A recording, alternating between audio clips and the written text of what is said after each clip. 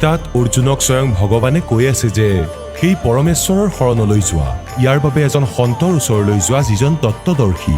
এই প্ৰকাৰে হজৰত মহম্মদক আল্লাহে কৈ আছে যে এজন বেলেগ পূৰ্ণ পৰমাত্মা আছে, তেওঁক পাবৰ কাৰণে এজন তত্ত্বদৰ্শী সন্তৰ সন্ধান কৰা। সেই প্ৰভু কোন হয় সেয়া জানিবৰ কাৰণে অনুগ্ৰহ কৰি শুনক জগতগুৰু তত্ত্বদৰ্শী সন্ত ৰামপালদেৱ মহাৰাজৰ অমৃত বচন, সৰ্বপবিত্ৰ ধৰ্ম পবিত্ৰ শাস্ত্ৰৰ আধাৰত। কঠিনতা আমাৰ বাবে এয়া আছিল যে এয়া সংস্কৃতত লিপিবদ্ধ আছিলে, এয়া সংস্কৃত ভাষাত লিখা আছিলে আৰু সংস্কৃত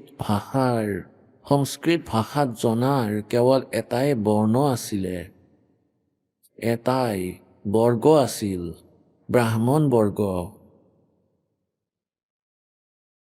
আৰু বেলেগ কোনেও সংস্কৃত পঢ়াৰ অধিকাৰী নাছিলে। অন্য কাষ্ট অৰ্থাৎ জাতিসকলক অৰ্থাৎ অন্য বৰ্ণসকলক যেনেকৈ ব্ৰাহ্মণ, ক্ষত্ৰিয়, বৈশ্য, শূদ্ৰ এই 4 বৰ্ণ আছিল, ইয়াৰ মাজত ব্ৰাহ্মণ বৰ্ণইহে শিক্ষা গ্ৰহণ কৰাৰ অধিকাৰী আছিল আৰু তেওঁলোকেই বেদক পঢ়িছিলে, তেওঁলোকেই পুৰাণক পঢ়িছিলে আৰু সেয়াই পঢ়ি আগলৈ আমাক অনুবাদ কৰি নিজৰ নিজৰ লোকেল লেংগুৱেজত, স্থানীয় ভাষাত সেই জ্ঞান দিছিলে। তেন্তে তেওঁলোকৰ সংস্কৃত জনাৰ কাৰণে, সংস্কৃত ভাষাৰ জ্ঞান থকাৰ কাৰণে প্ৰত্যেক ব্যক্তিয়ে এয়া মানি লৈছিলে যে এই ব্ৰাহ্মণ, ঋষি কোৱা, ব্ৰাহ্মণ কোৱা, গুৰু কোৱা, তেওঁলোক বহুত ডাঙৰ বিদ্বান আছিলে, এওঁলোকে কাশী বিদ্যাপীঠত পঢ়ি আহিছে, এওঁলোকে সৎ গ্ৰন্থবোৰক বহু ভালদৰে বুজিছে। আৰু যিজনে এয়া আমাক আমাৰ ভাষাত কৈ আছে আৰু এয়াও কৈ আছে যে এই প্ৰমাণেই বেদ, গীতা আৰু পুৰাণত আছে, গতিকে আমি তেওঁলোকৰ বক্তব্যক, সেই মিছা বক্তব্যক সত্য বুলি মানিছোঁ। আৰু সেই মিছাক শুনি শুনি আমাৰ কাণ কলা হৈ গৈছে, 1000 বৰ্ষ পাৰ হৈ গ'ল আৰু সেইবোৰ লোক বেদেই শুনি আহিছোঁ। যি লোক বেদত কি কোৱা আছিলে যে ব্ৰহ্মা, বিষ্ণু, মহেশ অবিনাশী হয়, অজৰ অমৰ হয়, সৰ্বেশ্বৰ হয়, মহেশ্বৰ হয়, এওঁলোকৰ কোনো জনক নাই, এওঁলোকৰ কোনো মাতা পিতা নাই, এওঁলোক স্বয়ম্ভু হয়, সৰ্বেশ্বৰ হয়, সকলো ব্ৰহ্মাণ্ডৰ ৰচয়িতা হয়। গতিকে আমি সকলোৱে এজনৰ পৰা শুনিলোঁ, দুজনৰ পৰা শুনিলোঁ, 9 জনৰ পৰা শুনিলোঁ, 100 জনৰ পৰা শুনিলোঁ, 1000ৰ পৰা লাখৰ পৰা শুনিলোঁ আৰু এইটোৱে শুনিলোঁ আৰু কৈছে যে পুৰাণত এনেকুৱা লিখা আছে, দেৱী পুৰাণত এনেকুৱা লিখা আছে, আৰু কৈছিলে সংস্কৃত, পঢ়িছিলে সংস্কৃত, পীঠ হৈছিলে আৰু অনুবাদ কৰিছিল নিজৰ স্থানীয় ভাষাত। সংস্কৃত ভাষাক কেৱল জানিলেই, সংস্কৃত ভাষাৰ কেৱল জ্ঞান হ'লেই আধ্যাত্মিক জ্ঞান বুজি পাব নোৱাৰি।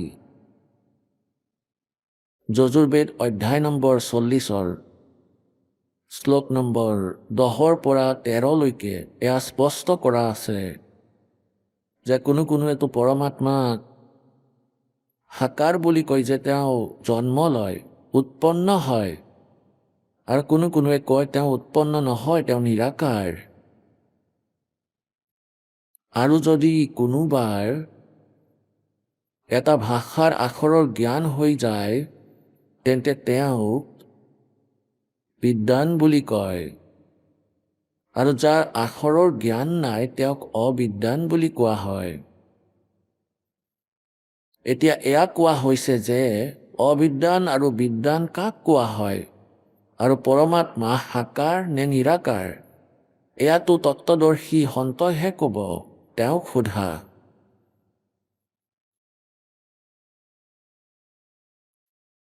এতিয়া পুণ্যাত্মাসকল, পবিত্ৰ 4 বেদত কমপ্লিট জ্ঞান নাই, কমপ্লিট স্পিৰিচুৱেল নলেজ নাই আৰু ভুলো নাই। ভুল বুলিও ক'ব নোৱাৰোঁ ইয়াক, কাৰণ চিলেবাছৰ ষ্টেটাছ আছে, যেনেকৈ মেট্ৰিকলৈকে চিলেবাছ আছে, সেইটো ভুল নহয়, কিন্তু আগৰ ক্লাছৰ কাৰণে কমপ্লিট ছাফিচিয়েণ্ট নহয়।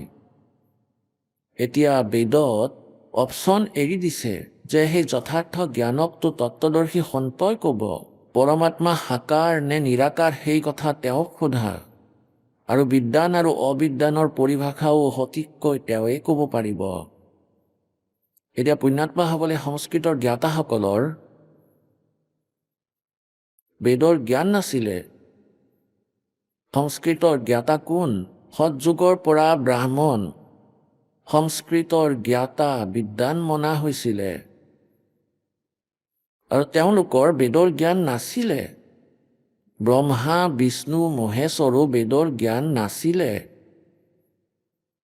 যদিও সকলোৱে সংস্কৃত ভাষা কৈছিলে আৰু লিখিছিলে। পুণ্যাত্মাসকল এই কথাটো সোনকালে বিশ্বাস কৰিব নোৱাৰি যে সৎযুগৰ ব্ৰাহ্মণ অৰ্থাৎ ঋষিসকলৰ মহৰ্ষিসকলৰ জ্ঞান নাছিলে, বেদ জ্ঞান নাছিলে, কেৱল সংস্কৃত ভাষাৰ জ্ঞান আছিলে, কিন্তু আধ্যাত্মিক জ্ঞান নাছিলে, বেদ জ্ঞান নাছিলে, ব্ৰহ্মা বিষ্ণু মহেশ্বৰো নাছিলে।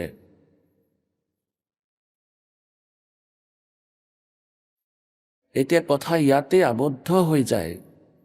যদি আজিৰ পৰা 600 বৰ্ষ আগতে কোনো মানুহে এই কথাটো কয় যিটো এই দাসে কৈ আছে, তেন্তে কোনেও সপোনতো স্বীকাৰ নকৰিলে হয় যে কোৱাজনে সঁচা কৈ আছে। আৰু পুণ্যাত্মাসকল পৰমেশ্বৰে 600 বছৰ আগতে এয়াই আহি কৈছিলে। এয়াই আহি কৈছিলে যে ব্ৰহ্মা বিষ্ণু মহেশ নাশবান হয়, অবিনাশী নহয়, আৰু এওঁলোক পূজাৰ যোগ্য নহয়। এওঁলোকৰ পূজাৰ দ্বাৰা পূৰ্ণ মুক্তি হ'ব নোৱাৰে। ব্ৰহ্মা বিষ্ণুৰ পূজাৰে কিছু সিদ্ধি আহি যাব পাৰে, আকৌ বিষ্ণু লোক প্ৰাপ্ত হৈ যায়। বিষ্ণু লোকত নিজৰ পুণ্য সমাপ্ত কৰি পুনৰ আকৌ পৃথিৱীত জন্ম মৃত্যু হয়। এনেকৈ শিৱৰ পূজাৰে শিৱলোক প্ৰাপ্ত হয়। তাৰ পৰা পুণ্য সমাপ্ত হোৱাৰ লগে লগে পৃথিৱী লোকত জন্ম মৃত্যুত আকৌ সেই প্ৰচিডিউৰ আৰম্ভ হৈ যায়। ব্ৰহ্মাদেৱৰ পূজাৰে ব্ৰহ্মালোক প্ৰাপ্ত হয়, আৰু ব্ৰহ্মাৰ দ্বীপৰ পৰা নিজৰ পুণ্য সমাপ্ত কৰি আকৌ উভতি আহে। ব্ৰহ্মৰ সাধনাৰে ওম নামৰ জপেৰে আৰু ব্ৰহ্ম সাধনাৰে ব্ৰহ্মলোক প্ৰাপ্ত হয়, আৰু তাতে নিজৰ পুণ্য শেষ কৰি প্ৰাণী আকৌ উভতি আহে। ব্ৰহ্মা বিষ্ণু মহেশো নাশবান হয়, এওঁলোকৰ জন্ম আৰু মৃত্যু হয়।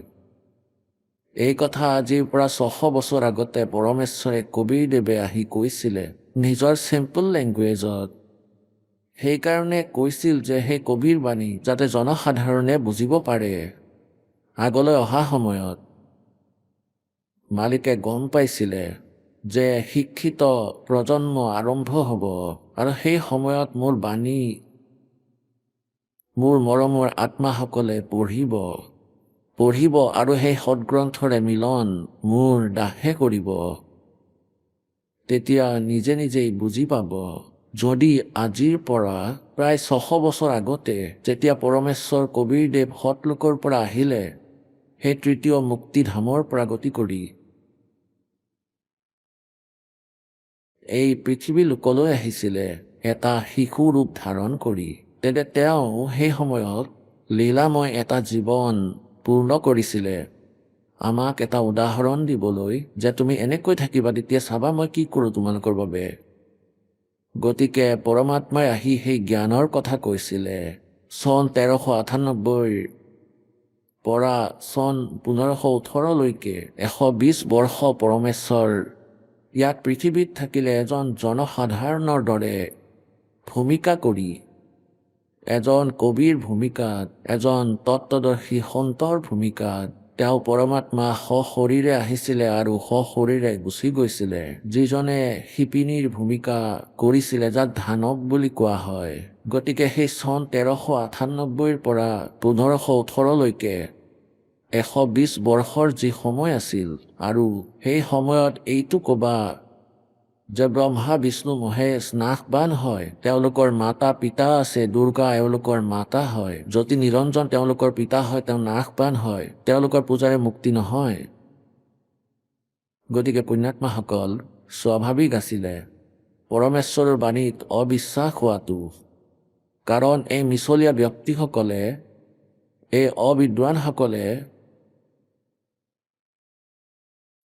আমাক ভুল জ্ঞান, শাস্ত্ৰ বিৰোধী জ্ঞান শুনাই ৰাখিছিলে, লোকবেদ শুনাই ৰাখিছিলে। এতিয়া পৰমেশ্বৰে ক'লে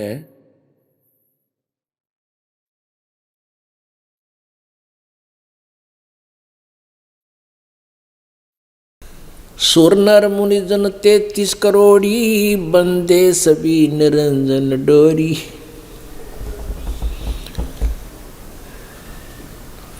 पीर पैगंबर कुतुब ओलिया सुर नर मुनि जन ज्ञानी, एत्या को तोरा ना पाया ये जम के बंधे प्राणी। ओए होए। এই ব্ৰহ্মা বিষ্ণু মহেশ আৰু এই 33 কোটি দেৱতাসকলক, ঋষি মহৰ্ষিসকলক পৰমাত্মাই কৈছে যে এওঁলোক কালৰ বন্ধনত বান্ধ খাই আছে, এই জ্যোতি নিৰঞ্জনৰ বন্ধনত আছে, এওঁতো ইমানলৈকে পূজা কৰে আৰু তেওঁৰ জালতেই থাকে, তেওঁলোকৰ বেদ জ্ঞান নাই।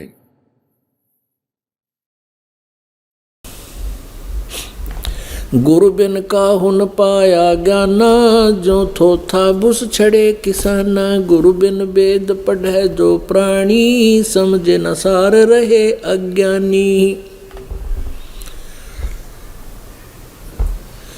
गुरु बिन काहू न पाया ज्ञाना, जो थो था बुस छड़े किसाना। मूड किसाना। বুদ্ধিয় কৃষকে পতান নাজাৰে, কিন্তু মূৰ্খ ব্যক্তিয়ে পতান মাৰি তাৰ পৰা কি পাব? একো নাপায়। যেনে ধান মাৰিলে, জাৰিলে আৰু পতান পেলাই থৈছে, আৰু কোনোবাই ইয়াক উঠাই কোবাই আছে, জাৰি আছিলে, লাঠি লৈ কোবাব ধৰিলে, তেন্তে ইয়াৰ পৰা কি পাব? একোৱেই নাপাব। তেন্তে এনেকৈয়ে ভেদ জ্ঞান নহ'লে এই ব্ৰহ্মা বিষ্ণু মহেশ আৰু সত্যযুগৰ ঋষি মহৰ্ষি, সত্যযুগৰ ব্ৰাহ্মণ আৰু আজিৰ দিনৰ ব্ৰাহ্মণসকলৰ উল্লেখেহে এই কথাটো এৰি দিয়া, কোৱা হয় এৰি দিয়া কথা। তেন্তে তেওঁলোকৰো জ্ঞান নাছিলে, তেওঁলোকো মূৰ্খই আছিলে। क्योंकि गुरु बिन काहू न पाया ज्ञाना, जो थो था बुस छड़े किसाना। गुरु बिन वेद पढ़े जो प्राणी, समझे न सार रहे अज्ञानी। ओए होए। এতিয়া পুণ্যাত্মাসকল, পৰমাত্মাই ঢোল কোবাই 600 বছৰ আগতে এই জ্ঞান দিছিলে, কিন্তু এই নপদ ঋষি মহৰ্ষিসকলে, গুৰুসকলে, মণ্ডলেশ্বৰ আচাৰ্যসকলে, এই দুষ্ট আত্মাসকলে এই সত্য জ্ঞানক আমালৈ আহিবলৈ দিয়া নাছিলে, কাৰণ এওঁলোক কালৰ এজেণ্ট। তেওঁলোকে মিছগাইড কৰি থাকে। এতিয়াও কয় ৰামপালে মিছা কৈ আছে, য'ত মই প্ৰত্যক্ষ দেখুৱাই আছোঁ, আৰু তেওঁলোকৰে পুস্তক দেখুওৱা কালৰ দূতৰ, যে তোমালোকে এনেকুৱা ভুল জ্ঞান প্ৰচাৰ কৰি আছা, সহজ সৰল আত্মাসকলৰ জীৱনৰ লগত খেলি আছা। এতিয়াও তেওঁলোকে কয় যে মিছা কৈ আছে, চকুৰে চাই। তেওঁলোকৰে পুস্তকক পঢ়ি শুনাই আছোঁ। আকৌ পিছত এই টিভি চেনেলবোৰক ধমক দিয়ে, যদি তেওঁৰ প্ৰচাৰ কৰা তেন্তে আমি প্ৰগ্ৰেম বন্ধ কৰাই দিম। এতিয়া চেনেলৰ মানুহসকলে খাই বৈ জীৱন নিৰ্বাহ কৰি আছে, এওঁলোকৰ জনতাক উদ্ধাৰত কোনো লেনদেন নাই। যিজন ব্যক্তিয়ে মায়ালৈকে সীমিত আছে, তেওঁ কাৰোৰে ভাল কৰিব নোৱাৰে। লাগে তেওঁ সন্ত হওক, লাগিলে কোনো ৰাজনেতা হওক, লাগিলে কোনো প্ৰচাৰ প্ৰসাৰৰ যিকোনো সাধন হওক, যেতিয়ালৈকে আমি ভগৱানৰ পৰা ভয় নাখাওঁ, নিজৰ পৰমাৰ্থত নেলাগিব, তেতিয়ালৈকে প্ৰাণীয়ে কাৰো ভাল কৰিব নোৱাৰে, স্বাৰ্থৰ কথাহে ভাবে। কিন্তু এতিয়া সময় আহি গৈছে, আমাৰ লগত বহুত পদ্ধতি আছে, পৰমাত্মাই দিছে টেকনিক, আধুনিক টেকনিক। ইয়াৰ মাধ্যমেৰে এই ৰহস্য ভেদ হ'ব। আমাৰ সন্তানসকলে কি কৰে, ইয়াত এটা চিপ ভৰোৱা হয়, আৰু যি সৎসংগ তেওঁলোকে বিচাৰিছে এখন চিপত 48 ঘণ্টাৰ আহি যায়, ভিডিঅ' ফিল্মো আহি যায় 40 ঘণ্টাৰ, আৰু তেওঁলোকে সেইটো ইয়াৰ পৰা ভৰাই লৈ যায়, DVD লৈ যায়, একেবাৰে সস্তা দামতে দি দিওঁ আমি। আৰু যি সন্তই 50-50ৰ দিয়ে, ইয়াত আমি 15 টকাৰে CD দিওঁ, DVD 20 টকাৰ, য'ত বহুত দীঘল সৎসংগ আহি যায়। আৰু সেইটো অতি কঠিন, সেইকাৰণে দি দিওঁ যে কোনোবাই ক'ৰবাত উঠাই লৈ যায় আৰু তাতে ভৰাই ল'লে ৰাগিনী। তেন্তে সেই প্ৰকাৰে তেন্তে এতিয়া কি কৰে আমাৰ সন্তানসকলে? এজন ফৌজী আহিলে ছুটীত, আৰু আহিয়ে তেওঁ নাম ল'লে, চিধা ইয়ালৈ আহিলে। তেওঁ ক'লে যে আপোনাৰ এজন ভগতক লগ পালোঁ ট্ৰেইনত, তেওঁৰ পৰা চৰ্চা হ'ল। তেতিয়া তেওঁ যি জ্ঞানৰ বিষয়ে কৈ আছিল, তেতিয়া মই কৈছিলোঁ, ভাই ইয়াৰ কিবা প্ৰমাণ আছে নেকি? তেওঁ নিজৰ চিপ ওলাই মোক দি দিলে, ক'লে যে লোৱা তুমি, ইয়াক চাই লোৱা। আৰু কোনো পইচা লোৱা নাই, 200, 250, 300 টকাৰ হ'ব, সেই চিপ মোক দি দিলে। এটাতো ইয়াৰ পৰা ইমান মোৰ ওপৰত ভাল প্ৰভাৱ পৰিলে যে এই মানুহজনৰনো কি স্বাৰ্থ আছে, ফ্ৰীতে চিপ দি দিলে। তেতিয়া তেওঁক মই মোৰ চিপখন দি দিলোঁ, ক'লোঁ যে আপুনি এইখন লৈ যাওক। তেতিয়া তেওঁ ক'লে নালাগে, এইখনত তুমি গান ভৰাই ৰাখিছা, ইয়াত মই ভগৱানৰ বাণী ভৰাব নোৱাৰিম। বাৰু মই ইয়াক সলনিও কৰি ল'ব পাৰিলোঁ হয়, কিন্তু নলওঁ, পইচাও নল'লে। তেতিয়া তেওঁ ক'লে যে মোৰ এই কথাটো আৰু জনাৰ ইচ্ছা কৰিলোঁ, আৰু মোৰ লগত 22 ঘণ্টা আছিল যাত্ৰাৰ বাবে। মই তাৰ পৰা লৈ তালৈকে সেই চিপখন চলালোঁ।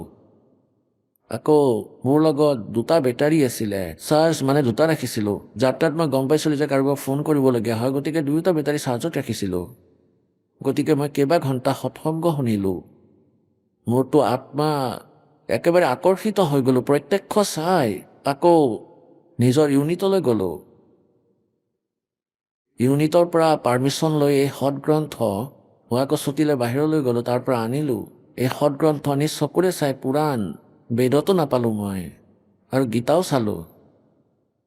তেনেকৈ ক'লে যে মই সেইদিনাই ছুটী পায়ে চিধা ইয়ালৈ আহিলোঁ আৰু নাম লৈ যাম। গতিকে পুণ্যাত্মাসকল, এই চেনেলে নচলালেও আমাৰ চেনেল চলি পৰিব, আণ্ডাৰগ্ৰাউণ্ড হয়, চাব তেতিয়া কি হ'ব। আৰু এনেদিন আহিব, তেতিয়া লাইনত থিয় হৈ থাকিব এই চেনেলৰ মানুহবোৰ যে আমাক দিয়ক, আমি চলাই ল'ম, কাৰণ ইয়াৰ অবিহনে আৰু একোৱেই নুশুনিব, শেষত চাই ল'ব। এয়া এনেকুৱা জ্ঞান যে মানুহে সকলো কাম এৰি চাবলৈ বহি যাব আৰু অপেক্ষা কৰিব সেই প্ৰগ্ৰেম কেতিয়া আহিব, কোন সময়ত। এই আত্মাৰ খাদ্য আৰু জনতাৰ সমাজৰ পৰিৱৰ্তন আৰু আত্মাৰ উদ্ধাৰ এই জ্ঞানেৰেই হ'ব। যেনেকৈ 600 বছৰ আগতে এই পৰমেশ্বৰৰ লগত এই নকল সন্ত ঋষি মহৰ্ষিসকলে, অজ্ঞানী কালৰ দূতসকলে অত্যাচাৰ কৰিছিলে, জনতাক ভ্ৰমিত কৰিছিলে। কবিৰ মিছলীয়া হয়, কপটী হয়, এওঁ অশিক্ষিত হয়, এওঁ সংস্কৃত ভাষা নাজানে, তেওঁ মিছা কৈ আছে। গতিকে জনতাও অশিক্ষিত আছিলে, তেতিয়া তেওঁলোকৰ কাম সিদ্ধ হৈছিলে। এতিয়া তেওঁলোকৰ কাম সিদ্ধ নহয়, এতিয়াও তেওঁলোকে চেষ্টা কৰিছে, পৰঠা কাণ্ড কৰিলে। এইটোৱেই কাৰণ আছিল। মিছলীয়া কপট বুলি ক'লে, ৰজা আৰু প্ৰজাক ভ্ৰমিত কৰিলে, আৰু সকলোৱে এনেকুৱা মিছা অভিযোগ খবৰ কাগজত আৱৰ্জনা ভৰাই দিলে। তাৰপিছত চাই লওঁ, নিৰ্দোষী কেতিয়াও শাস্তি নহয়। সত্য কিছু দিনলৈকে লুকুৱাবহে পাৰি, মচি পেলাব নোৱাৰি। আজি এই গোটেই সংসাৰৰ সন্মুখত হ'ব, আৰু ধিক্কাৰ জনাব জনতাই সেই দুষ্ট মানুহক, যিয়ে পৰমাত্মাৰ পৰা জনতাক দূৰ কৰি পেলাইছে। লাখ লাখ মানুহৰ উদ্ধাৰ হ'বলগীয়া আছিলে, বেয়া অৱস্থা হৈ গ'ল, হাহাকাৰ সৃষ্টি হ'ল, গোটেই মানৱ সমাজত বিকাৰে ঘৰ কৰিলে। আৰু আমি ইয়াত পৰমাত্মাৰ শংখ আত্মাসকলক ঘঁহোঁ, প্ৰথমে শুই ইয়াক পৰিষ্কাৰ কৰোঁ। যেনেকৈ খেতি চহাওঁ বীজ পোতাৰ আগতে, আৰু কোনো বিশেষ বস্তু পদাৰ্থ যদি ঢালিবলগীয়া হয়, তেন্তে সেই পাত্ৰটো খুব ঘঁহা হয়, নহ'লে পদাৰ্থটো বেয়া হৈ যাব। গতিকে ইয়াত বিড়ি, মদ, মাংস, তম্বাকু আৰু কোনো প্ৰকাৰৰ যৌতুক, অনৰ্থক কথা, গান, চিনেমা, ফিল্ম, এই আৱৰ্জনা চাব নালাগে, এই খেল চাব নালাগে আপোনালোকে।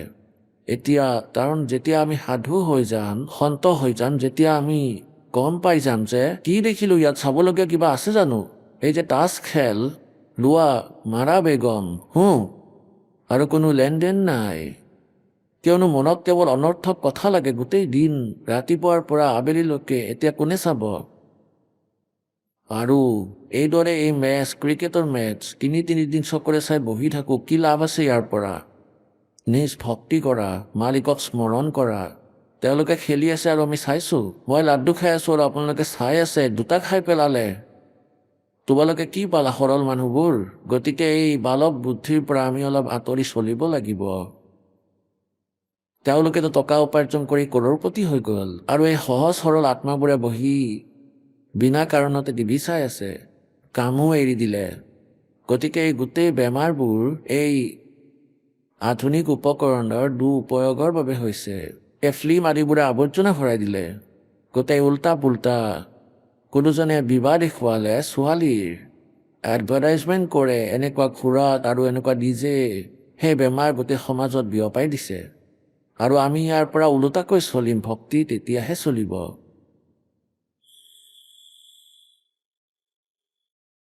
গতিকে পুণ্যাত্মাসকল, 600 বৰ্ষ আগতেই, 550 বছৰ আগতে পৰমাত্মাই এয়াই কৈছিলে, मेरे साधो भाई मन सब जग भूला पाया। मेरे साधो भाई सब जग भूला पाया। इसी भूल में ब्रह्मा भूला जिसने वेद सरसाया। वेद पढ़ वो पंडित भूला, वो मर्म भेद न पाया। मेरे साधो भाई सब जग भूला पाया। इसी भूल में विष्णु भूला जिन वैष्णो धर्म चलाया। तीर्थ व्रत का बांध महात्म बहुविध जीव भरमाया। मेरे साधो भाई सब जग भूला पाया। इसी भूल में शंकर भूला जिन भिक्षुक पंथ चलाया। सिर पे जटा हाथ में खप्पर घर घर अलख जगाया। मेरे साधो भाई सब जग भूला पाया।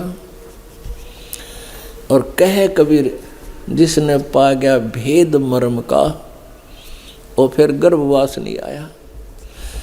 अब दिखाते हैं कि सुर नर मुनिजन 33 करोड़ी, ये बंदे सभी निरंजन डोरी। पीर पैगंबर कुतुब ओलिया, सुर नर मुनिजन ज्ञानी, इत्याकू तो रा ना पाया। ये काल के बंधे प्राणी। এতিয়া দেখুৱাই আছোঁ, না ব্ৰহ্মাৰ জ্ঞান আছিলে বেদৰ বিষয়ে, না বিষ্ণুৰ আছিলে, আৰু শিৱতো এওঁলোকতকৈ সৰু আছিলে। এই শিৱৰো জ্ঞান নাছিলে। এয়া চাওক, সৰু মানে এজত সৰু, ডাঙৰ ব্ৰহ্মা হয়, মাজত বিষ্ণু, আৰু সৰু ভাই তেওঁলোকৰ শিৱ হয়। আৰু এই বেদৰ জ্ঞান এওঁলোকে ব্ৰহ্মাৰ পৰাই প্ৰাপ্ত কৰিছে। এয়া হয় শ্ৰীমদ দেৱী ভাগৱত।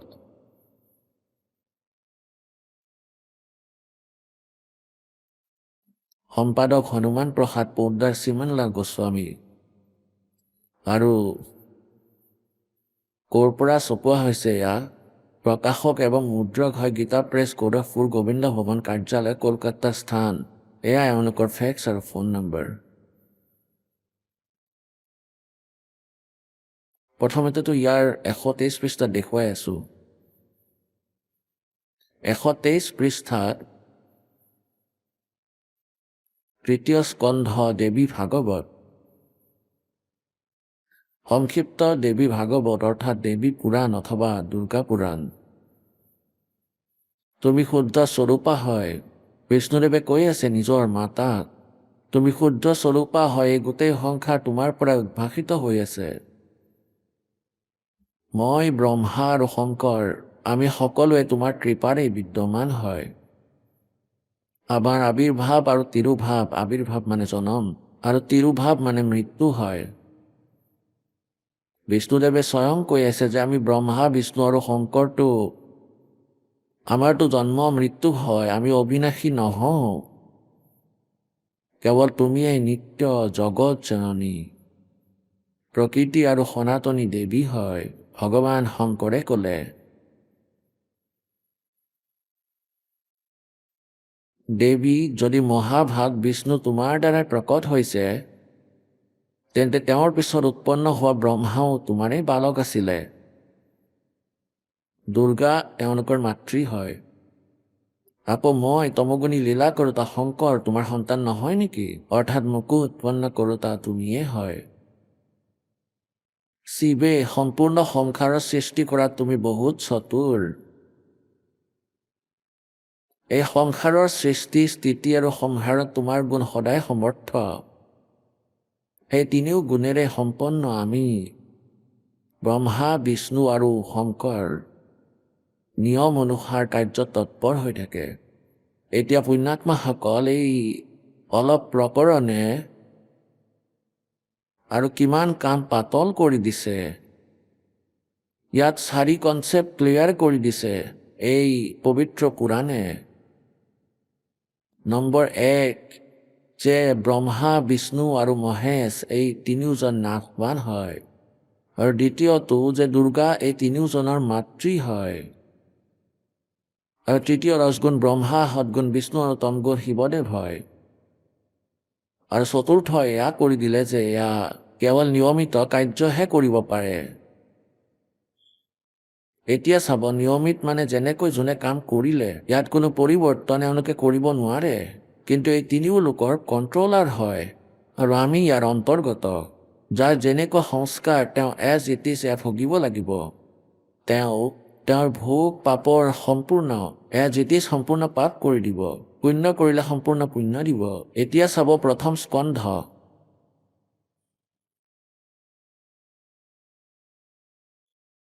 সংক্ষিপ্ত দেৱী ভাগৱত আৰু পৃষ্ঠা 28। এতিয়া ইয়াৰ পৰা চাওঁ, নাৰদদেৱ আৰু ব্যাসদেৱৰ মাজত সংবাদ হৈছিলে।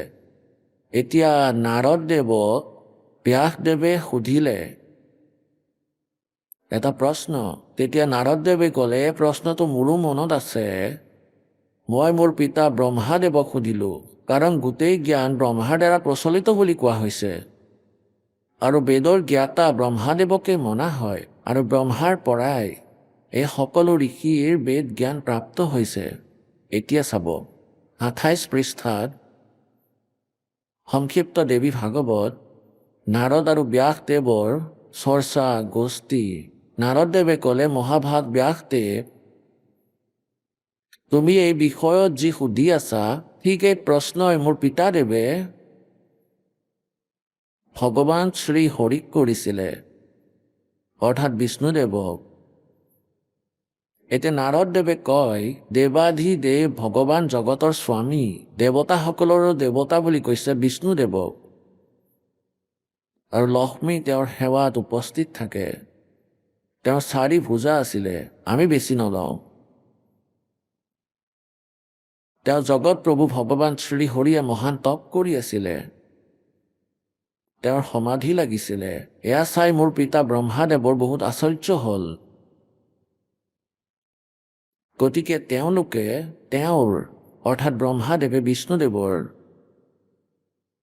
পৰা জনাৰ চেষ্টা প্ৰকট কৰিলে। ব্ৰহ্মাদেৱে সুধিলে, প্ৰভু, আপুনি দেৱতাসকলৰ অধ্যক্ষ, জগতৰ স্বামী, বিষ্ণুদেৱৰ বিষয়ে ব্ৰহ্মাই কৈ আছে, ভূত ভৱিষ্যত এবং বৰ্তমান সকলো জীৱৰ একমাত্ৰ শাসক হয়। ভগৱান, আকৌ আপুনি কিয় তপ কৰি আছে আৰু কোন দেৱতাৰ আৰাধনাত ধ্যান মগ্ন হয়? মোৰ অসীম আশ্চৰ্য ইয়াতো হৈ আছে যে আপুনি দেৱেশ্বৰ, অৰ্থাৎ গোটেই সংসাৰৰ শাসক হোৱাৰ পিছতো সমাধি লগাই বহি আছে। এতিয়া 28 পৃষ্ঠা পঢ়ি আছোঁ আমি তৃতীয় স্কন্ধত। ব্ৰহ্মাদেৱৰ বিনীত বচন শুনি ভগৱান শ্ৰী হৰি তেওঁক ক'বলৈ ধৰিলে, ব্ৰাহ্মণ, সাৱধান হৈ শুনক। মই মোৰ মনৰ বিচাৰ ব্যক্ত কৰি আছোঁ। দেৱতা দানৱ মানৱ সকলোৱে এয়াই জানে যে তুমি সৃষ্টিকৰণ, মই পালন কৰোঁ, শংকৰে সংহাৰ কৰে। কিন্তু তথাপিও বেদৰ পাৰগামী পুৰুষে নিজৰ যুক্তিৰে সিদ্ধ কৰে যে ৰচাৰ পালন আৰু সংহাৰ কৰাৰ এই যোগ্যতা যি আমি পাইছোঁ, ইয়াৰ অধিষ্ঠাত্ৰী শক্তি দেৱী হয়। তেওঁ কয় যে সংসাৰৰ সৃষ্টি কৰাৰ বাবে তোমাৰ মাজত ৰাজসী শক্তিৰ সঞ্চাৰ হৈছে, মই সাত্বিক শক্তি পাইছোঁ, ৰুদ্ৰ তামসী শক্তিৰ আৱিৰ্ভাৱ হৈছে। এয়া আকৌ ক্লিয়াৰ হৈ গ'ল যে ৰজগুণ ব্ৰহ্মা, সদগুণ বিষ্ণু, তমগুণ শিৱদেৱ হয়। সুব্ৰত, প্ৰত্যক্ষ আৰু পৰোক্ষ দুয়োটা উদাহৰণ মই তোমালোকৰ আগত ৰাখিছোঁ, শুনা। এয়া নিশ্চিত কথা যে সেই শক্তিৰ অধীন হৈয়েই মই এই শেষ নাগৰ শয্যাত শুওঁ আৰু সৃষ্টি কৰাৰ সময় অহাৰ লগে লগে জাগি যাওঁ। মই সদায় তপ কৰাত লাগি থাকোঁ। সেই শক্তিৰ শাসনেৰে কেতিয়াও মুক্ত নাথাকোঁ। কেতিয়াবা অৱসৰ পাওঁ যদি লক্ষ্মীৰ লগত সুখপূৰ্বক সময় কটোৱাৰ সৌভাগ্য প্ৰাপ্ত হয়। এতিয়া বিষ্ণুদেৱো দুখিত, এইটো কৈ আছে যে কেতিয়াবা সময় পাওঁ যদি সুখপূৰ্বক সময় কটোৱাৰ সৌভাগ্য প্ৰাপ্ত হয়। কোৱা হয় অলপ সময় পিছত নিজৰ ঘৰত বহোঁ। মই কেতিয়াবাতো দানৱৰ সৈতে যুদ্ধ কৰোঁ। অখিল জগতক ভয় খোৱা দৈত্যসকলৰ বিকৰাল শৰীৰক শান্ত কৰাটো মোৰ পৰম কৰ্তব্য হৈ যায়। अब परमात्मा कहें तंदर सुखिया कोई ना देखा, जो देखा सो दुखिया हो। और सच कहूँ तो जग नहीं मानने, झूठ कहीं ना जाई हो। ये ब्रह्मा विष्णु महेश्वर दुखिया जिन ये राह चलाई। এতিয়া পৰমাত্মাৰ এটা এটা বাণী আপোনালোকৰ এই সদগ্ৰন্থত স্পষ্ট হৈ গ'ল। শ্ৰী হৰিয়ে তেওঁক ক'বলৈ ধৰিলে, এয়া ইয়াত হৈ গ'ল, সিহঁতক শান্ত কৰা মোৰ পৰম কৰ্তব্য হৈ যায়। কয় যে মই আগতেও তপ কৰিছিলোঁ, মই সদায় তপ কৰাত ব্যস্ত থাকোঁ। সেই শক্তিৰ শাসনৰ পৰা মই কেতিয়াও মুক্ত হ'ব নোৱাৰোঁ, কাৰণ কণ্ট্ৰল ৰিম'ট তেওঁলোকৰ হাতত আছে সকলোৰে। আৰু কেতিয়াবা যদি সময় পাওঁ তেন্তে লক্ষ্মীৰ লগত সময় কটোৱাৰ সৌভাগ্য প্ৰাপ্ত হয়। আৰু মইতো কেতিয়াবা দানৱৰ সৈতে যুদ্ধ কৰি থাকোঁ। অখিল জগতক ভয় খোৱা দৈত্যৰ বিকৰাল শৰীৰক শান্ত কৰা মোৰ পৰম কৰ্তব্য হৈ যায়। আৰু এতিয়া শুনা, আধ্যাত্মিক জ্ঞান শ্ৰী বিষ্ণুদেৱৰ পঢ়ি লোৱা 29 পৃষ্ঠাত, সেয়াই প্ৰথম স্কন্ধ আৰু দেৱী ভাগৱত হয়। আৰু এয়াই আমি পঢ়ি আছোঁ। তেন্তে ইয়াত কোৱা হৈছে, বিষ্ণুদেৱে কয় যে মই সকলো প্ৰকাৰে শক্তি অৰ্থাৎ দুৰ্গাৰ অধীন হৈ থাকিব লাগে। সেই ভগৱতী শক্তিৰে মই নিৰন্তৰ ধ্যান কৰোঁ। ব্ৰহ্মদেৱ মই জনাত এই ভগৱতী শক্তিতকৈ বেছি দ্বিতীয় কোনো দেৱতা নাই। এতিয়া বিষ্ণুদেৱে কৈ আছে যে দুৰ্গাৰ ওপৰত কোনো ভগৱান নাই, মইতো তেওঁৰে পূজা কৰোঁ। এয়া চাব সেই সংক্ষিপ্ত দেৱী ভাগৱত 7 নম্বৰ স্কন্ধ, সংক্ষিপ্ত দেৱী ভাগৱত আৰু 562 পৃষ্ঠাত।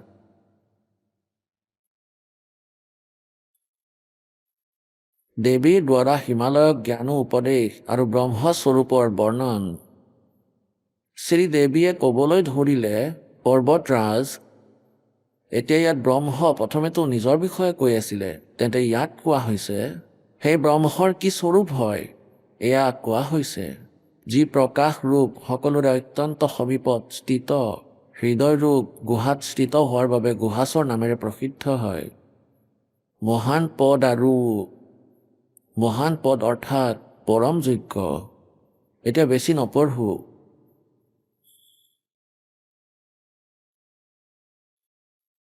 ইয়াত লিখা আছে, সৌম্য, সেই প্ৰাপ্তিৰ যোগ্য লক্ষ্য তুমি প্ৰাপ্ত কৰা, মন লগাই তাত তুমি তন্ময় হৈ যোৱা। ব্ৰহ্মক কোৱা হয় ব্ৰহ্মাৰ বিষয়ে। সৌম্য উপনিষদত কথিত মহান অস্ত্ৰস্বৰূপ হনু লৈ তেওঁৰ ওপৰত উপাসনাৰ দ্বাৰা তীক্ষণ কৰা বাণ সন্ধান কৰা।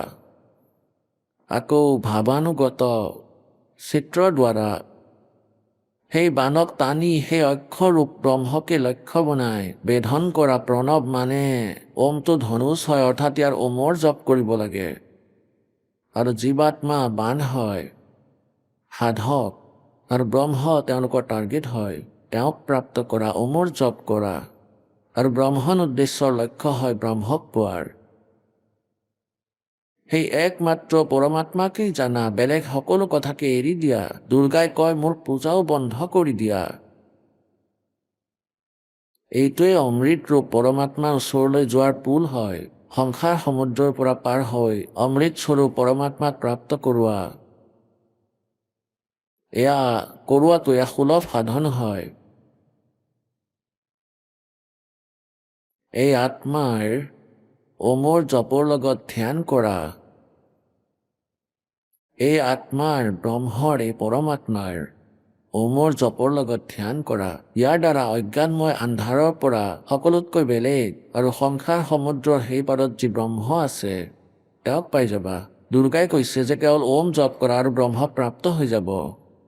তোমালোকৰ কল্যাণ হ'ব। আৰু তেওঁ থাকে ক'ত? এয়া 563 পৃষ্ঠাত আমি পঢ়ি আছো। এয়া চাওক, দুৰ্গাই কয় সকলোৰে আত্মা সেই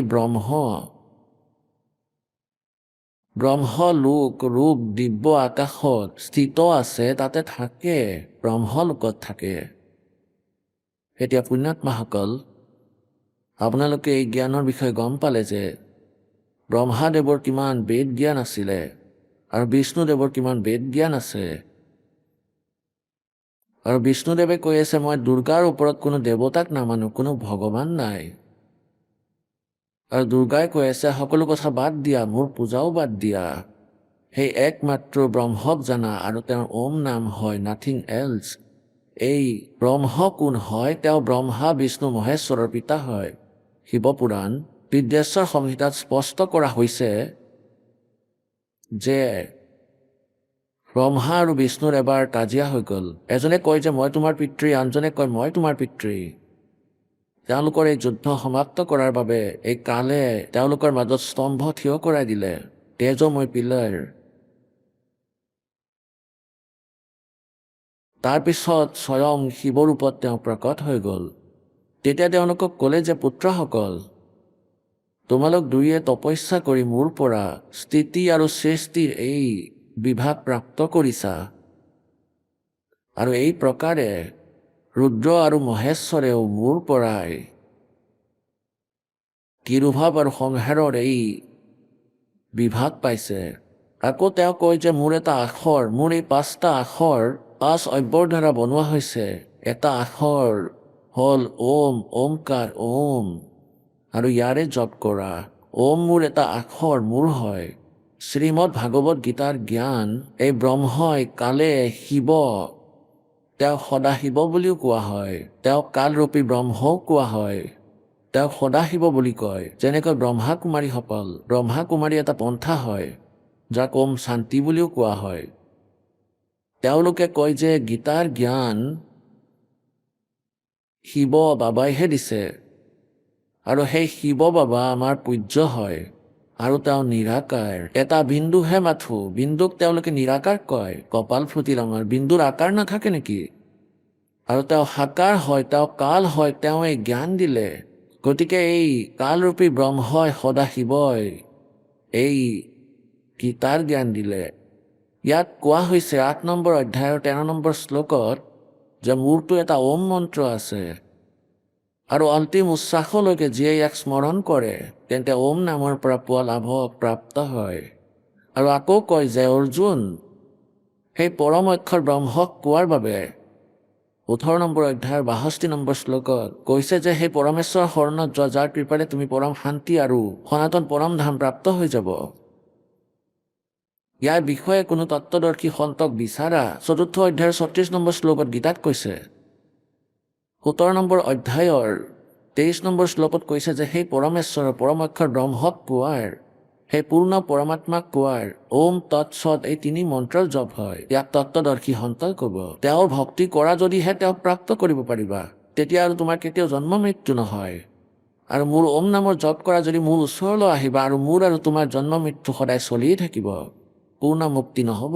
গীতাৰ অধ্যায় নম্বৰ 4 শ্লোক নম্বৰ 5 আৰু 9 স্পষ্ট কৰা হৈছে গীতাৰ জ্ঞানদাতাই নিজৰ স্থিতি ইয়াৰ পৰা সিদ্ধ হৈ গ'ল যে নাতো দুৰ্গাৰ কমপ্লিট স্পিৰিচুৱেল নলেজ আছে, আৰু আকৌ ব্ৰহ্মৰ সম্পূৰ্ণ জ্ঞান নাই। তেওঁ অপশ্যন এৰি ৰাখিলে যে তত্ত্বদৰ্শী সন্তই ক'ব। আৰু তত্ত্বদৰ্শী সন্তৰ পৰিচয় গীতাৰ অধ্যায় নম্বৰ 15 শ্লোক নম্বৰ 1 স্পষ্ট কৰা হৈছে। গতিকে সেই পৰমাত্মাৰ দৰে ঋগ্বেদ মণ্ডল নম্বৰ 9 সূক্ত নম্বৰ 86, মন্ত্ৰ নম্বৰ 26-27, ঋগ্বেদ মণ্ডল নম্বৰ 9 সূক্ত নম্বৰ 82, মন্ত্ৰ 1, 2, 3, ঋগ্বেদ মণ্ডল নম্বৰ 9 সূক্ত নম্বৰ 96, মন্ত্ৰ 16-20, ঋগ্বেদৰে মণ্ডল নম্বৰ 20 মন্ত্ৰ নম্বৰ 1 আৰু ঋগ্বেদ মণ্ডল নম্বৰ 9 সূক্ত নম্বৰ 1 মন্ত্ৰ নম্বৰ 9 এই কবিৰ পৰমেশ্বৰে সেই পৰমাক্ষৰ ব্ৰহ্মাৰ তথ্য দিছে। তাতে কোৱা হৈছে যে তেওঁ স্বয়ঙে সতলোকৰ পৰা নিজৰ তৃতীয় ধামত তাতে এখন দেশত এটা স্থানত তাৰ পৰা গতি কৰি আহে বিদ্যুতৰ দৰে বেগেৰে, এটা পলতে আহি পায় আৰু ভাল আত্মাবোৰক লগ পাই তেওঁলোকক আধ্যাত্মিক জ্ঞান দিয়ে, কয় আৰু ইয়াৰে পৰিপূৰ্ণ কৰে, তৃপ্ত কৰে। আৰু যেতিয়া তেওঁ পৰমাত্মাই শিশুৰূপ ধাৰণ কৰি আহে তেন্তে তেওঁৰ লালন পালন কুমাৰী গাইৰ দ্বাৰা হয়, সেয়া লীলা হয়। গতিকে সেই পৰমেশ্বৰে স্বয়ং আহি কয় আৰু তেওঁৱে স্বয়ং আহি এজন তত্ত্বদৰ্শী সন্তৰ ভূমিকা কৰি 600 বছৰ আগতেই প্ৰায় চন 1398 পৰা চন 1518লৈকে 120 বৰ্ষলৈকে পৰমাত্মাই এই অমৃত বঢ়াইছিল। আৰু এই অজ্ঞানী মূৰ্খ এই ঋষি মহৰ্ষিসকলে, মিছলীয়া গুৰু ব্ৰাহ্মণসকলে, এই আচাৰ্যসকলে এই তত্ত্ব জ্ঞানক আমালৈ আহিবলৈ দিয়া নাই আৰু এতিয়াও এই বাধা দিয়াৰ চেষ্টা কৰি আছে। কিন্তু পৰমাত্মাৰ এই মাৰ্গ এই সময়ত মধ্যযুগত যি তেওঁৰ আদেশ আছে, এতিয়া এই গোটেই বিশ্বলৈ যাব। এতিয়া ইয়াক ৰখোৱা, ইয়াক বাধা সৃষ্টি কৰিলে তেন্তে এনেকুৱা হ'ব যেন কোনো অন্ধ গাধ ৰেলৰ লাইনত থিয় হৈ আছে আৰু ট্ৰেইন অহাৰ শব্দ তেওঁ শুনিব পালে আৰু ট্ৰেইনৰ ফালে আৰু ট্ৰেইনৰ শব্দ ক'ৰ পৰা আহিছে সেইফালে মুখ কৰি দুয়ো ভৰি সেইফালে কৰি থিয় হৈ যায়। আহিবলৈ দিয়া কোনে মোক ডিষ্টাৰ্ব কৰে, মই চাই ল'ম তাক। গতিকে ওচৰ অহাৰ লগে লগে স্বভাৱবশতঃ সেই অন্ধ গাধই লঠিয়াব ধৰিলে আৰু ট্ৰেইনে তাক চেপি লৈ যায়, টুকুৰা টুকুৰ হৈ যায়। গতিকে এয়া পৰমাত্মাৰ মাৰ্গ হয়, এয়া ট্ৰেইন মাৰ্গ, এয়া ৰেলৰ লাইন হয় যি এতিয়া আৰম্ভ হৈ গ'ল। আৰু ইয়াত যোনে বাধা দিব তেওঁ অন্ধ গাধ হ'ব, নিজৰ শৰীৰ ভাঙিব ভগৱানৰ দ্বাৰা। যেনেকৈ হিৰণ্যকশিপু অন্ধ গাধ আছিলে, কংস অন্ধ গাধ আছিলে আৰু ৰাৱণো অন্ধ গাধ আছিলে। গতিকে পুণ্যাত্মাসকলে ইয়াত স্পষ্ট হ'ল যে ব্ৰহ্মা বিষ্ণু মহেশ্বৰ বেদ জ্ঞান নাছিলে। যদি বেদ জ্ঞান থাকিলহেঁতেন তেন্তে এয়া ক'লে হয় নেকি? বেদ জ্ঞান যদি থাকিলেও হয়, তথাপিও যজুৰ্বেদ অধ্যায় নম্বৰ 40 মন্ত্ৰ নম্বৰ 15 স্পষ্ট কৰিছে, ওম কৰ্তু চলৰ কেলবে চলৰ কৰ্তুম চৰ।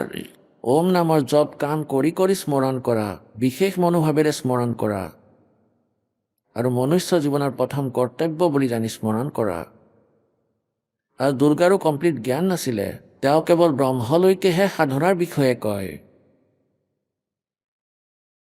এতিয়া দুৰ্গাৰ জ্ঞান এনেকুৱা হয় যেনেকৈ বেদত মহিমা পৰমাক্ষৰ ব্ৰহ্মৰ বুলি কৈছে, তেন্তে দুৰ্গা মহিমাটো এই 7 নম্বৰ স্কন্ধতটো মহিমাৰ কথা কোৱা হৈছে পৰমাক্ষৰ ব্ৰহ্মৰ আৰু নাম জপ কৈছে ওমৰ, কাৰণ এই চাৰিও বেদত পৰমাত্মাৰ মহিমা সম্পূৰ্ণকৈ আছে। এই চাৰিওখন বেদত ৱে অফ ৱৰ্শ্বিপ কেৱল ব্ৰহ্মলৈকেহে আছে।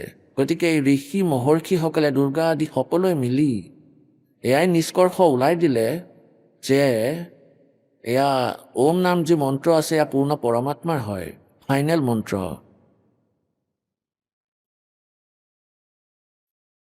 এতিয়া এই পৰমেশ্বৰে এই কালৰ দ্বাৰা আকৌ গীতাৰ জ্ঞান উচ্চাৰণ কৰিলে, শ্ৰীকৃষ্ণত প্ৰৱেশ কৰোৱাই।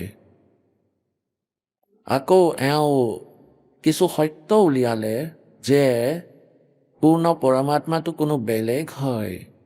15 নম্বৰ অধ্যায়ৰ 16 আৰু 17 নম্বৰ শ্লোকত তিনি ভগৱান বুলি কোৱা হৈছে।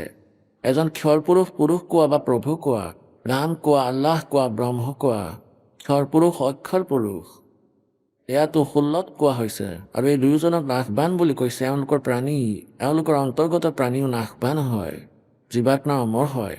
আৰু 17 নম্বৰ শ্লোকত কৈছে बता के उत्तम पुरुषत्व अन्य परमात्मा इति उदाहरते ये लोक त्रयम अविश्य विवर्ती अवैश्वर है। গীতাৰ অধ্যায় নম্বৰ 8 শ্লোক নম্বৰ 1 অৰ্জুনে সুধিলে যে কিম তৎ ব্ৰহ্ম, হে ভগৱান আপুনি যি 7 নম্বৰ অধ্যায় 29 নম্বৰ শ্লোকত তৎব্ৰহ্মৰ কথা কোৱা হৈছে সেই তৎব্ৰহ্ম কোন? 8 নম্বৰ অধ্যায়ৰ 3য় মন্ত্ৰত শ্লোকত কোৱা হৈছে যে তেওঁ পৰমাক্ষৰ ব্ৰহ্ম। 8 নম্বৰ অধ্যায়ৰ 5 আৰু 7 মন্ত্ৰত এই ব্ৰহ্মই নিজৰ স্থিতিৰ কথা কয়। যদি মোৰ পূজা কৰা তেন্তে মোক প্ৰাপ্ত কৰিবা। 8 নম্বৰ অধ্যায়ৰ 8, 9, 10 শ্লোকত কৈছে যে সেই সময়ত পৰমাক্ষৰ ব্ৰহ্মৰ যিয়ে পূজা কৰিব, যাৰ মন্ত্ৰ 17 নম্বৰ অধ্যায়ৰ 23 নম্বৰ শ্লোকত কৈছে। কিন্তু ওম তৎসৎ, ওমটো ব্ৰহ্মৰ, তৎসৎ এয়াটো সাংকেতিক হয়। দুয়োটা মন্ত্ৰ, এয়া তৎ পৰব্ৰহ্মৰ অক্ষৰ পুৰুষৰ আৰু সৎ এয়াও সাংকেতিক হয় পৰমাক্ষৰ ব্ৰহ্মৰ। গতিকে 3 মন্ত্ৰৰ জপেৰে সেই মুক্তি প্ৰাপ্ত হয়, পৰমাক্ষৰ ব্ৰহ্ম প্ৰাপ্ত হয়। নিজৰ সাধনা 8 নম্বৰ অধ্যায়ৰ 13 নম্বৰ শ্লোকত ক্লিয়াৰ কৰি দিয়া হৈছে। ओम इति एक अक्षरम ब्रह्म व्यवहारन मामनुसमरण ये पर्याति तदन्देहम सयाति परमाम गतिम। যে মোৰ পূজা কৰা যদি ওম নামৰ জপেৰে ব্ৰহ্মলোক প্ৰাপ্ত হ'ব। ব্ৰহ্মলোক পৰ্যন্তও 8 নম্বৰ অধ্যায়ৰ 16 নম্বৰ শ্লোকত ব্ৰহ্মলোকত যোৱা প্ৰাণী তথাপিও তেওঁলোকৰ জন্ম মৃত্যু হয়। গীতাৰ অধ্যায় নম্বৰ 15 শ্লোক নম্বৰ 1 পৰা 4লৈকে কৈছে যে সেই তত্ত্বদৰ্শী সন্তৰ প্ৰাপ্তিৰ উপৰান্ত সেই পৰমেশ্বৰৰ পৰম পদ বিচাৰিব লাগে, য'ত যোৱাৰ পিছত কেতিয়াও জন্ম আৰু মৃত্যু নহ'ব, প্ৰাণী আকৌ এই সংসাৰলৈ উভতি নাহে। এতিয়া পুণ্যাত্মাসকল, গীতাৰ ইমান মচলা আছিল যে এয়া সাৰ আছিলে, আৰু এই সাৰে কৈ যে অৰ্জুন তুমি কি লৈ আহিছিলা, তোমাৰ কি যায়, তুমিতো অমৰ হয়। এই 4 কথা লিখি 4 লাইনেৰে আমাক মূৰ্খ বনাই ৰাখিছিলে। এয়া গীতাৰ সাৰ। পবিত্ৰ গীতাত আমাক কি ক'ব বিচাৰিছে? এতিয়া সত্য যুগৰ ব্ৰাহ্মণ অৰ্থাৎ ঋষি মহৰ্ষিসকলৰ কিমান বেদ জ্ঞান আছিলে এয়া শুনি লোৱা। এয়াই পবিত্ৰ দেৱী ভাগৱতৰ 414 পৃষ্ঠাত এয়া চাব। এয়া ষষ্ঠ স্কন্ধ আৰু সংক্ষিপ্ত দেৱী ভাগৱত আৰু 414 পৃষ্ঠাত জন্মে জয়ে সুধিলে মহাভাগ কোন যুগত কেনেকুৱা ধৰ্মৰ স্বৰূপ হয়, এই সম্পূৰ্ণ বিষয়ক বিশেষ ৰূপত কোৱাৰ কৃপা কৰক। ব্যাসদেৱে ক'লে, ৰাজন এ নিশ্চিত যে সত্য যুগত ব্ৰাহ্মণ বেদৰ পূৰ্ণ বিদ্বান আছিলে, আৰু তেওঁলোকৰ দ্বাৰা নিৰন্তৰ ভগৱতী জগদম্বাৰ আৰাধনা হৈছিলে। আহি গ'ল কলিযুগৰ ব্ৰাহ্মণৰ বেদ জ্ঞানৰ অন্ত। কয় যে বেদৰ পূৰ্ণ বিদ্বান আছিলে আৰু দুৰ্গাৰ পূজা কৰিছিলে। ভগৱতীৰ দৰ্শন কৰাৰ বাবে তেওঁলোকৰ মন সদায় লালসিত হৈ আছিলে। প্ৰত্যেক গাঁৱতে শক্তি মন্দিৰৰ উদ্ঘাটন হওক, এই বিষয়ত তেওঁলোকৰ মনত বৰ উৎসুকতা আছিলে। এই মন্দিৰৰ স্থাপনা তেওঁলোকে কৰি আহি আছে, সৎযুগৰ পৰা আৰম্ভ কৰিছে। মূৰ্খ বনাই দিলে। কোৱা, বেদত ক'ৰবাত লিখা আছে যে মন্দিৰ বনাই লোৱা ক'ৰবাত? ইয়াতো সহজ মন্ত্ৰ, জপ কৰক সেইবোৰ মন্ত্ৰৰ।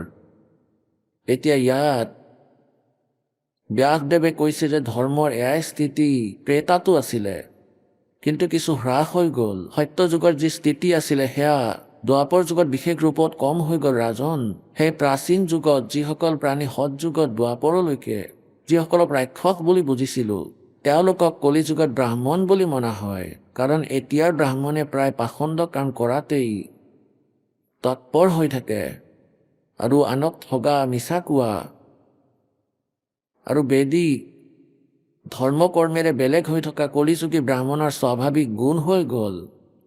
এতিয়া পুণ্যাত্মাসকল, এতিয়া কবিৰ পৰমেশ্বৰে 600 বছৰ আগতেই কৈছিলে के पांडे निपुण कसाई साधो पांडे निपुण कसाई। এওঁলোক চতুৰ কচাই হয়, পাণ্ডে ব্ৰাহ্মণসকল, আৰু আপোনালোকক মূৰ্খ বনাই আছে। কাশীৰ ভিতৰত এটা কৰত লগাই দিছিলে। কৰত এটা খৰি কটা লোহাৰ দাঁতেৰে ডাঙৰ কৰতৰ দৰে বহুত ডাঙৰ। আৰু সেই কাশীৰ সেই কচাই ব্ৰাহ্মণসকলে যেনেকৈ এতিয়া দেৱী ভাগৱতত তেওঁলোকক ৰাক্ষস বুলি কৈছে, এটা অজ্ঞানতা বিয়পাই দিছে যে যিয়ে স্বৰ্গলৈ যাব বিচাৰে, কাশীত ভগৱানৰ ফালৰ পৰা গংগাৰ কিনাৰত কৰাত আহে, সেই কৰতেৰে যিয়ে নিজৰ ডিঙি কাটিব তেওঁ একেবাৰে স্বৰ্গ যাব পাৰিব। তেতিয়া বুঢ়াই ভাবিলে ভগৱান প্ৰাপ্ত কৰিব লাগিব আৰু মৰাটো দৰকাৰ, বৃদ্ধ বয়সত এনেও দুখেই হয়। তেন্তে প্ৰথমেতো সেই ব্ৰাহ্মণসকলে এই উৰা বাতৰি বিয়পালে যে কাশীত মৰাসকল একেবাৰে স্বৰ্গলৈ যাব। তেন্তে বৃদ্ধ ভাল টকা থকা লোকসকলে ব্যৱস্থা কৰি দিলে, নিজৰ মাতা পিতাক কাশীত সেই গুৰুসকলে ঘৰত থৈ দিলে। আৰু সেই লোভীয়াসকলেও পইচাৰ লোভত সেই বৃদ্ধক ৰাখিবলৈ আৰম্ভ কৰিলে। এটা বৃদ্ধক ঘৰত চম্ভালিব নোৱাৰে আৰু ইয়াত 20-20টা নিজৰ ঘৰত সোমোৱাই ৰাখিছে লোভত। পাছত তেওঁলোকে স্কিম বনালে যে এনেকৈতো কথা বেয়া হৈছে, যে কোনো এতিয়া মৰিব, কোনো 10 বছৰ পিছত মৰিব, কোনো 15 বছৰ পিছত মৰিব।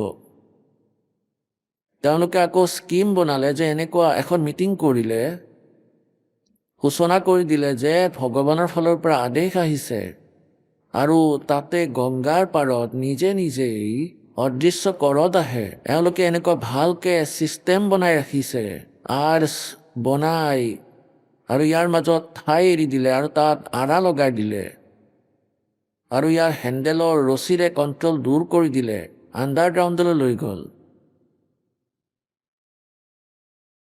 আৰু তাৰ পৰা ক'লে যে যিসকল সোনকালে যাব বিচাৰিছে স্বৰ্গত, আঁৰা আহে, ইয়াৰ বাবে বেলেগ ফিজ ৰাখিলে।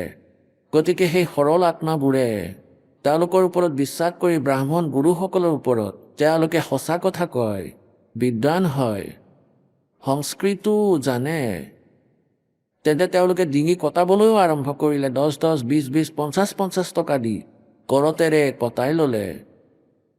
গতিকে পুণ্যাত্মাহক এই দাহ আজিৰ পৰা 600 বছৰ আগতেই পৰমাত্মাই কৈছিলে। पांडे निपुण कसाई साधो पांडे निपुण कसाई।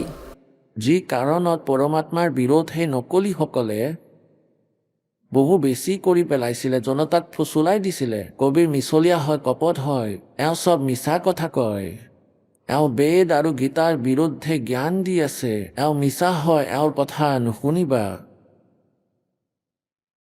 গতিকে পুণ্যাত্মাসকল, পৰমাত্মাই কৈছিলে যে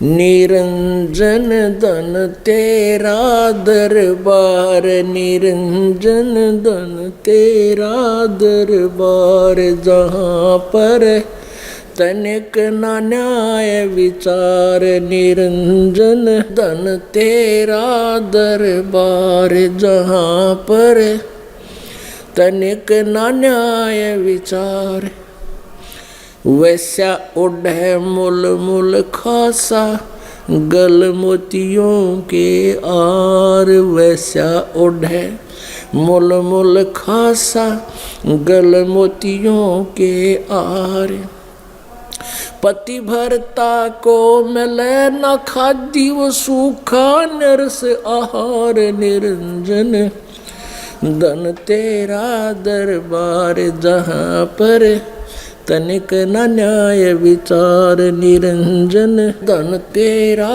दरबार, निरंजन धन तेरा दरबार, जहाँ पर तनिक न न्याय विचार, पाखंडी की पूजा जग में और संत को कहें लबाड़े, पाखंडी की पूजा जग में संत को कहें लबाड़े, अज्ञानी को परम विवेक की इन ज्ञानी को मूड गवार, निरंजन धन तेरा दरबार, निरंजन धन तेरा दरबार, जहाँ पर तनिक न न्याय विचार, निरंजन धन तेरा दरबार, निरंजन धन तेरा दरबार, जहाँ पर तनिक न न्याय विचार। कह कबीर सुनो भाई साधो, यहाँ सब उल्टा व्यवहार। कह कबीर सुनो भाई साधो, यहाँ सब उल्टा व्यवहार। सच्चे को तो ये झूठा बताओ, इन झूठों का एतबार निरंजन। धन तेरा दरबार निरंजन, धन तेरा दरबार निरंजन, धन तेरा दरबार। जहाँ पर तनिक न न्याय विचार, जहाँ पर तनिक न न्याय विचार। कह कबीर सुनो भाई साधो, यहाँ सब उल्टा व्यवहार। कह कबीर सुनो भाई साधो, यहाँ सब उल्टा व्यवहार। सच्चों को तो ये झूठा बताओ, इन झूठों का एतबार निरंजन। धन तेरा दरबार, जहाँ पर तनिक न न्याय विचार। निरंजन धन तेरा दरबार निरंजन, धन तेरा दरबार, जहाँ पर तनिक न न्याय विचार। এতিয়া পুণ্যাত্মাসকল 600 বছৰ আগতে পৰমাত্মাই কৈছিলে, হে জ্যোতি নিৰঞ্জন কাল, ধন্য তোমাৰে 21 ব্ৰহ্মাণ্ডৰ ন্যায়। তোমাৰ এই দৰবাৰত অলপো ন্যায় নহয়। 21 ব্ৰহ্মাণ্ডত ন্যায় নামৰ একো বস্তুৱেই নাই পুণ্যাত্মাসকল। আৰু কি কৈছে পৰমাত্মাই, কি কয় कि पाखंडी की पूजा जग में। আৰু পৰমাত্মাই কয়, নিজে নিজকে কৈছিলে যে কবীৰজী সন্তকো কহে লাভাৰ। এয়া যি লাভাৰ হয়, মুখত যি আহে তাকে কৈ দিয়ে কবীৰদেৱে। আৰু ব্ৰহ্মা বিষ্ণু মহেশক নাশবান বুলি কয়। চোৱা, এওঁৰ মগজুৰ বিকৃতি ঘটিছে এই শিপিনীৰ। পৰমাত্মাই কৈছিলে, ৰৈ দিয়া, আহিবলৈ দিয়া সেই সময়, তেতিয়া কম। অকল মোৰেই মগজু বেয়া নে তোমালোকে মূৰ্খ বনাই ৰাখিছা? এতিয়া পুণ্যাত্মাসকল, এতিয়া পৰমেশ্বৰ কবীৰদেৱে নিজৰ মহিমা নিজেই ক'লে।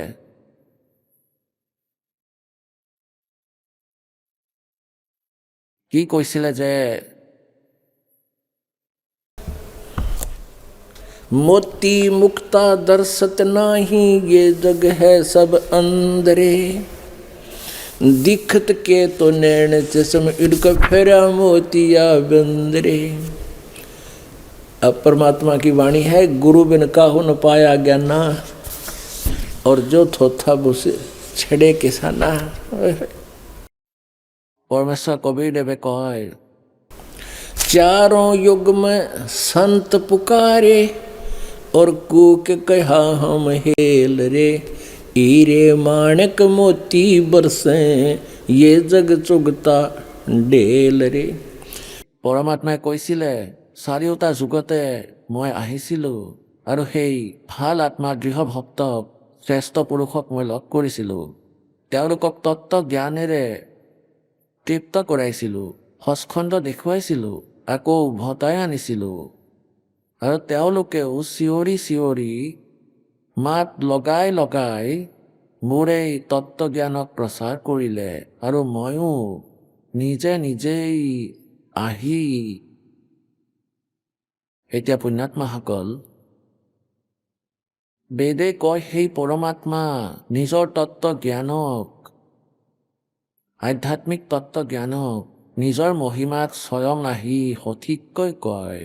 আৰু তেওঁ যিকোনো ঠাইতে থিয় হৈ ডাঙৰ মাতেৰে, লোকোক্তিৰ মাধ্যমেৰে, কবিতাৰ মাধ্যমেৰে, দোহা আৰু শ্লোকৰ মাধ্যমেৰে, নিজৰ কবিৰ বাণীৰ দ্বাৰা সেই তত্ত্বজ্ঞানক উচ্চাৰিত কৰে, ইয়াৰ উচ্চাৰণ কৰে, প্ৰচাৰ কৰে, উচ্চ স্বৰত চিঞৰি চিঞৰি।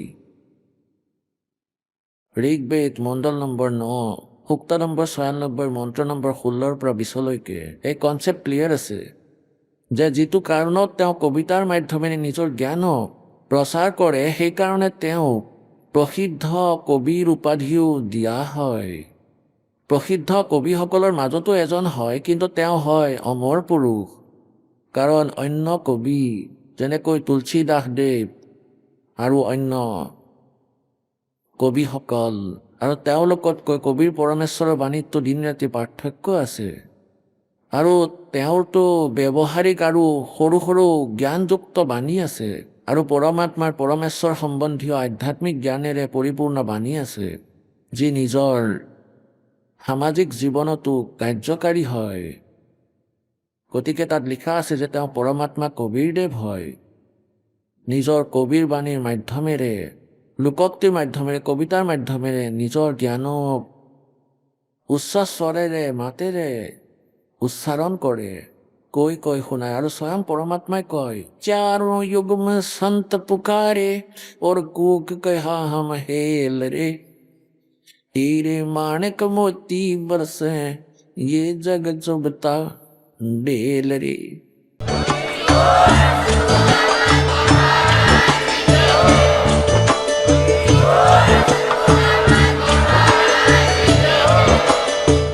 আপুনি শুনি আছিলে জগতগুৰু তত্ত্বদৰ্শী সন্ত ৰামপালদেৱ মহাৰাজৰ মংগল প্ৰবচন।